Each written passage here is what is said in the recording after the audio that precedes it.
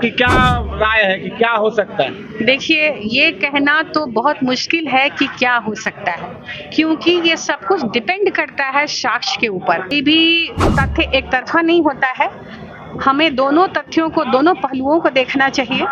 इसलिए अगर आरती का जो केस है, सिर्फ उसकी बात नहीं मानी जा सकती। और आरती, जहां तक हमने न्यूज में भी देखा है कि पल पल उनका बयान बदलता है, के तरफ से भी जो भी लोग हैं वो भी एविडेंस कलेक्ट करने की कोशिश करें, क्योंकि ये अगर प्रेम प्रसंग का मामला था तो फैमिली में बहुत सारे लोग होंगे जो इस तथ्यों को जानते होंगे, या पुलिस हर हाल में उससे पूछताछ करेगी, हर हाल में उसका एविडेंस रिकॉर्ड करेगी, और होना भी चाहिए।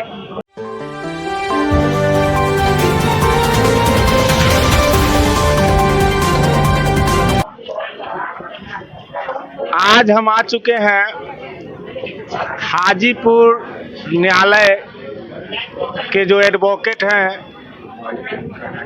आरती सत्यबाला जी के पास, जो 2008 से 2016 तक एपीपी भी रह चुकी हैं, और हम उनसे जानना चाहेंगे कि आखिर आरती और छोटू और आरती, ये जो प्रसंग अभी चल रहा है सोशल मीडिया में और बच्चे बच्चे के जहन में ये बातें घूम रही हैं, कानूनी रूप से ये जो मसला है वो कितने दिन में सुलझ सकता है, या ये सुलझेगा तो आखिर सुलझेगा कैसे?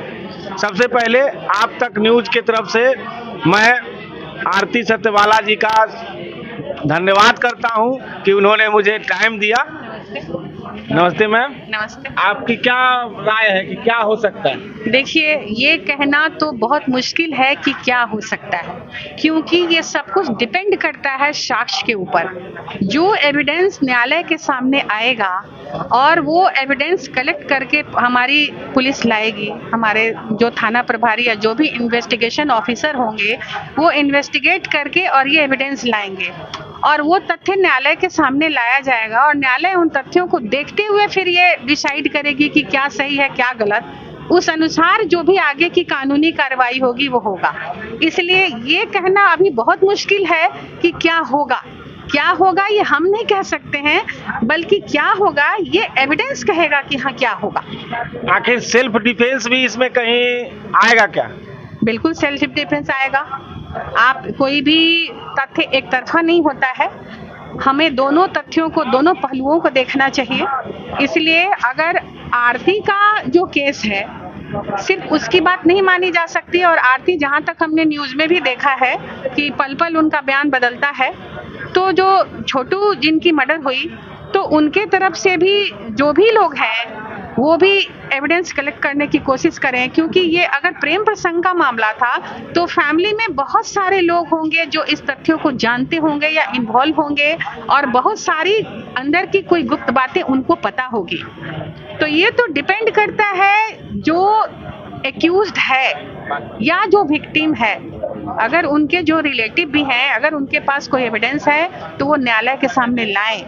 और हमारे पुलिस डिपार्टमेंट का भी ये, उनकी भी ड्यूटी बनती है कि वो सारे एविडेंस को कलेक्ट करके न्यायालय के सामने लाएं। तो सेल्फ डिफेंस भी बिल्कुल बनता है। आखिर इस केस को अपने मंजिल तक पहुंचने में आपके हिसाब से कितना समय लग सकता है? कुछ नहीं कहा जा सकता है, ये सब कुछ डिपेंड करता है हमारी पुलिस डिपार्टमेंट के ऊपर, और जो एक्यूज्ड है या जो विक्टिम है उनके ऊपर ये डिपेंड करता है। हालांकि इस तरह के जो हीनियस क्राइम है, इसमें हमारे यहाँ स्पीडी ट्रायल की व्यवस्था बनी हुई है, ठीक है ना। जो इसमें कंप्लेनेंट है उनको न्यायालय में आवेदन देना चाहिए स्पीडी ट्रायल के लिए, इसका स्पीडी ट्रायल किया जाए। अगर स्पीडी ट्रायल हो तो हमारे यहाँ बहुत सारे ऐसे केसेज हैं जो 6 महीने से 1 साल, 1.5 साल, 2 साल के अंदर ही हो जाते हैं इसके फैसले। तो ये तो डिपेंड करता है उन लोगों के ऊपर। एक बात और सामने आ रही है कि जो नाबालिग है आरती का छोटा भाई, वो घर में अकेला रह गया, बाकी उसके पिता, माता, भाई और उसकी भाभी सभी मतलब अरेस्ट हो चुके हैं। तो इस पर न्यायालय कुछ संज्ञान ले सकता है क्या? देखिए, जहाँ तक नाबालिग की बात है तो कानून में हमारा ऐसा प्रावधान है कि जो माइनर है उसको बेल मिल जाती है आराम से, क्योंकि अभी वो माइनर है, उसकी बुद्धि उतनी परिपक्व नहीं है, उसे उतनी समझ नहीं है, ठीक है ना। माइनर एक्ट्स हमारे यहाँ लॉ ही बना हुआ है, तो माइनर एक्ट्स का बेनिफिट्स जो नाबालिग उसका भाई है उसको मिलेगा। नहीं कि उसका मुकदमे में कहीं नाम नहीं है। हाँ, तो नाम नहीं है तो फिर तो कोई बात ही नहीं है। नाम नहीं है, नाम नहीं है तो लेकिन फिर वो कोई बात ही नहीं। अकेला है, आखिर उसका परवरिश करने के लिए ये तो सामाजिक है ना। ये इसके लिए गवर्नमेंट, हमारी सरकार या हमारे जजेस या हमारा समाज इसके लिए रिस्पॉन्सिबल नहीं है, लेकिन उसके और भी रिलेटिव्स होंगे, ठीक है, और भी रिलेटिव्स होंगे, या अगर वो बच्चा अगर आकर कोई ऐसा आवेदन दे तो इस पर सुनवाई हो सकती है, ये एक अलग बात है, लेकिन उसके लिए और कोई रिस्पॉन्सिबल नहीं है। और आरती जो है छोटू के घर के यहाँ, घर के पास, मतलब घर में जाके रह रही है, तो और मुकदमे में जो छोटू के पापा ने जो मतलब FIR किया है उसमें आरती का नाम नहीं है, तो क्या आरती से भी पुलिस पूछताछ करेगी और जांच के दायरे में लाएगी? बिल्कुल करेगी, मेन तो वही है, उसी का तो प्रेम प्रसंग का मामला है ये। पुलिस हर हाल में उससे पूछताछ करेगी, हर हाल में उसका एविडेंस रिकॉर्ड करेगी, और होना भी चाहिए। उसका एविडेंस और उसका बयान बहुत मायने रखता है इस केस में। हाँ, मतलब कथा की नायिका तो वही है। बिल्कुल वही है, तो इसलिए उनका बयान तो बहुत मायने रखता है। अब मैडम की एक सहायिका है नीलू कुमारी जी, वो भी यहीं पर अधिवक्ता है, उनसे जानना चाहेंगे कि वो इस विषय पर क्या सोचती हैं। हम तो यही कहेंगे कि न्यायालय जो फैसला लेगी तथ्य के आधार पे ही लेगी, और तथ्य में जितना सोचिए कि वो जितनी शक्ति होगी, जितनी सत्यता होगी, उसी के आधार पे निर्णय होगा। सामाजिक मानदंड भी है क्या कहीं? नहीं, एज पर लॉ अगर देखा जाए तो सामाजिक मानदंड कुछ भी नहीं है एज पर लॉ, लेकिन ये व्यवहार न्यायालय है, बहुत कुछ हमारे यहाँ व्यवहार से भी होता है, ठीक है, इसको कंसीडर कई बार कोर्ट करते हैं हमारे यहाँ, लेकिन लॉ के अगेंस्ट नहीं, जो भी होगा एज पर लॉ होगा, बिल्कुल एज पर लॉ ही होगा। 2 बजे रात को किसी के घर जाना क्या यह सामाजिक दृष्टि से बुरा है, कानूनी दृष्टि से अच्छा भी मान सकते हैं? नहीं, बिल्कुल नहीं। 2 बजे रात को किसी के यहाँ जाना भी एक तरह का क्राइम है, वो भी एक अपराध की श्रेणी में ही आता है। 2 बजे बिना किसी के परमिशन के आप किसी के यहाँ 2 बजे रात को आप नहीं जा सकते हैं ऐसे। और किसी का मर्डर कर देना? नहीं, ये तो ऐसा हीनियस क्राइम है, इसके बारे में क्या कहना है, ठीक है, नहीं तो बहुत हीनियस क्राइम है। और जान लेना और जान देना ये इंसान के अपने हाथ में नहीं है, और किसी इंसान को इसका हक भी नहीं है, ये सिर्फ ऊपर वाले का क्षेत्राधिकार है, ऊपर वाले के जुरिडिक्शन में आता है ये। आपको क्या लगता है बार बार जो आरती बयान बदल रही है, तो आरती क्या डर से बदल रही है या उसके दिमाग की ये सब खुराफात है? देखिए, ये तो आरती ही जाने कि वो ऐसा बयान क्यों बदल रही है, लेकिन ये जिस तरह के उसके बयान आ रहे हैं सामने, उससे लगता है कि कहीं ना कहीं कुछ बात है जिससे आरती या तो नर्वस है या तो वो कुछ छिपा रही है। हो सकता है कि पर्दा डालने की किसी बात पे उनकी कोशिश रही होगी, हाँ हो सकता है ऐसा, या तो मैंने कहा ना कि या तो वो पर्दा डाल रही है या वो नर्वस है, कुछ भी हो सकता है, क्योंकि उनका बयान बार बार चेंज हो रहा है, ये हम लोगों ने भी न्यूज में देखा है। और छोटू जो मतलब उनकी हत्या हो गई, जिस कारण से हो, तो उनके घर वालों को न्याय मिलना चाहिए, ये हम भी कहते हैं, बिल्कुल मिलना चाहिए। लेकिन अगर आप दूसरे के घर में जाते हैं तो उसके साथ क्या परिस्थिति बनती है, वो आपके साथ क्या करे? देखिए, छोटू आरती के घर में 2 बजे रात को किस परिस्थिति बस गए, खुद गए या उनको बुलाया गया, कैसे गए, ये हमें क्लियर नहीं मालूम।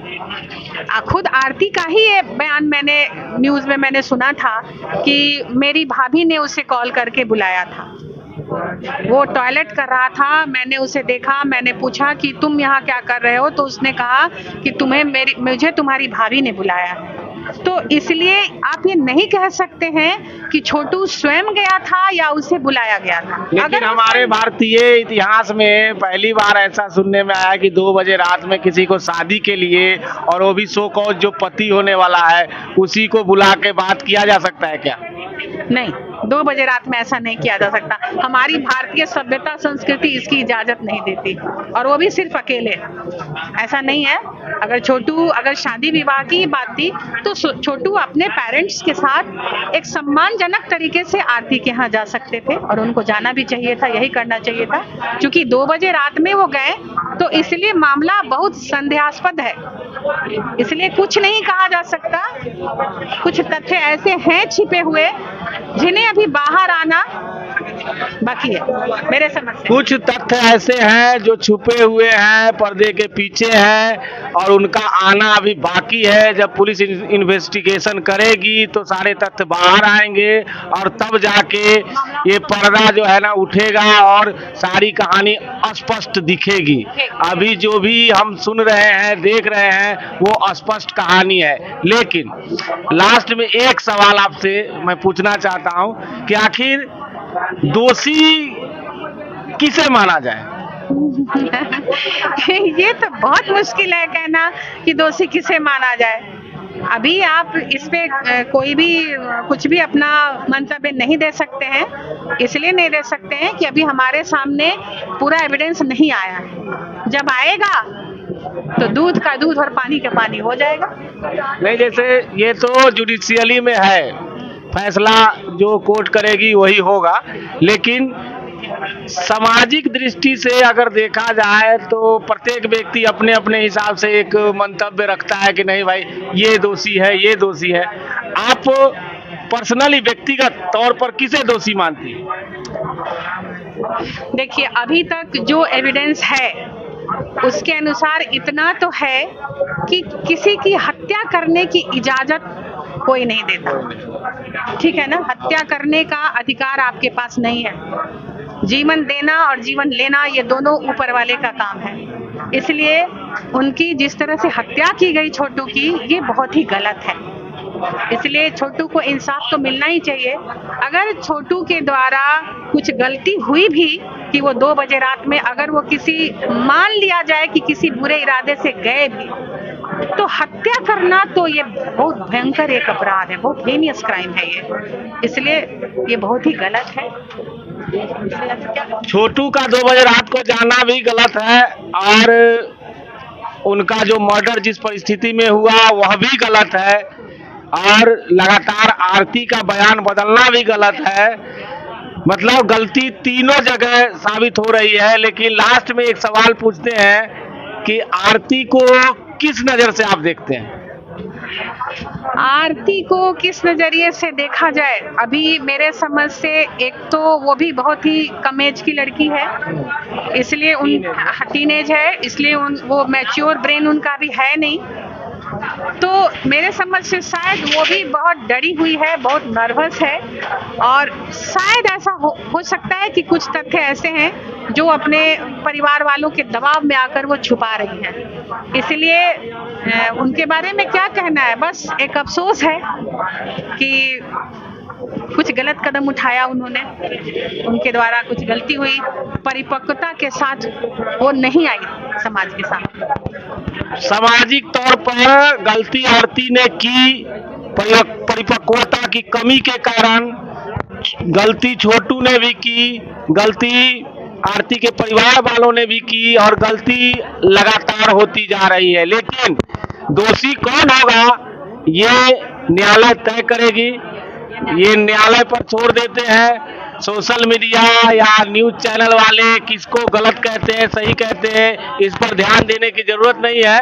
लेकिन गलती हर तरफ से हुई, और गलती लास्ट में दोषी कौन होता है वो न्यायालय तय करेगी। क्या मैडम? ये न्यायालय तय करेगी कि कौन दोषी है, वो प्रॉपर एविडेंस आने के बाद। थैंक यू मैडम, आपने टाइम दिया।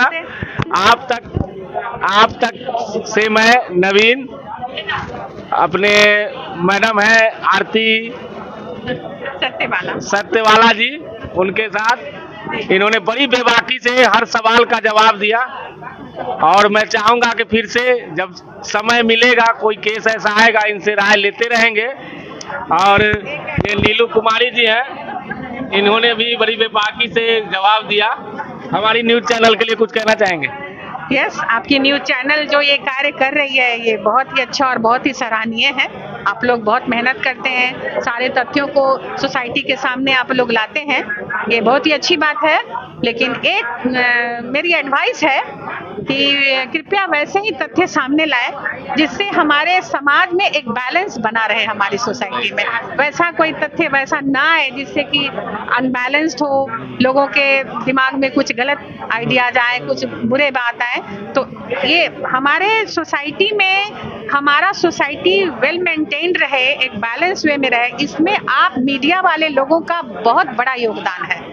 इसलिए मैं आशा करती हूँ आप मीडिया वाले लोगों से कि आप लोग अगर चाहें तो हमारे समाज को साफ सुथरा एकदम बिल्कुल क्लीन बना सकते हैं। बहुत बड़ा योगदान होगा इसमें आप लोगों का। That's all.